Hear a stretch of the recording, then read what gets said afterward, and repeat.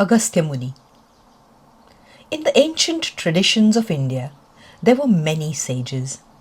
Some were remembered for their wisdom, some for their deep meditation and spiritual power.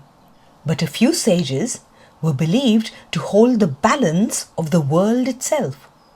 Agastya Muni was one of them, the sage before whom mountains bowed, the sage who drank an entire ocean, the sage whose journey forever connected the north and the south of India. This is the story of Agastya Muni. Agastya's birth is described as deeply mysterious. From the divine energy of the gods Mitra and Varuna, a sacred vessel, a kumbha, began to glow with celestial light. And from that vessel, a radiant child was born. That is why Agastya is also known as Kumbha Sambhava, the one born from a sacred pot. When Lord Shiva and Parvati were to be married, gods, sages, celestial beings, and countless devotees gathered at Mount Kailash. The entire world seemed to be drawn towards the Himalayas. So many beings gathered to the north that the balance of the earth itself began to shift. The southern lands were left empty, and so Lord Shiva turned to Agastya and said, "O revered sage, only your journey to the south can restore balance to the world."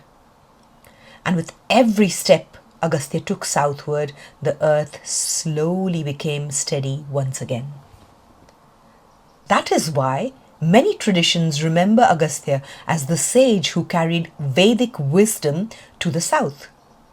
But during his journey to the south, another danger had already begun to arise.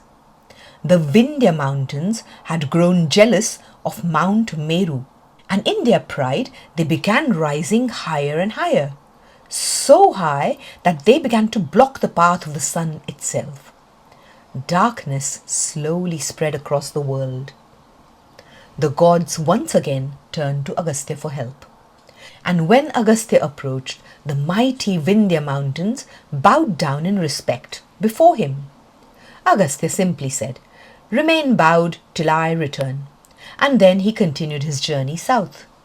Legend says Agastya never returned, and the Vindhya mountains remain bowed even today. But Agastya's most astonishing story is yet to come. A race of fierce demons known as the Kalakeyas had hidden themselves deep beneath the ocean. At night, they would emerge from the waters and attack the sages and the gods, and they would vanish once again into the depths of the sea. The gods could not defeat them. Finally, they turned to Agastya. The sage stood silently before the vast ocean. An endless sea stretched before him.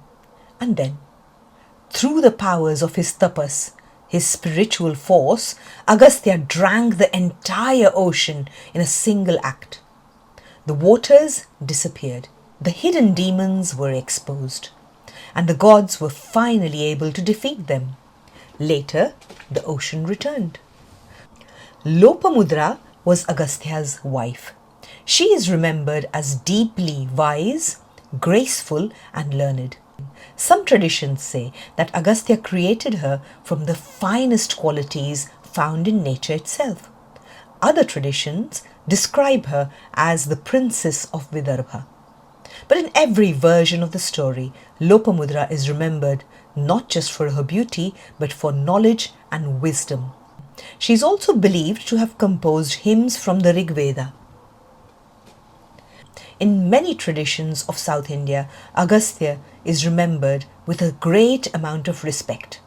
His name is associated with Tamil traditions, Siddha knowledge, ancient writing, and works such as the Agastya Samhita. Even today, the star canopus is known in the Indian tradition as Agastya Tara, the star of Agastya. For sailors travelling southward across the ocean, The star was believed to guide the way. The story of Agastya Muni, the sage before whom mountains bowed, the sage who drank the ocean itself, is remembered across India even today. Do let me know if you like this story. Until next time.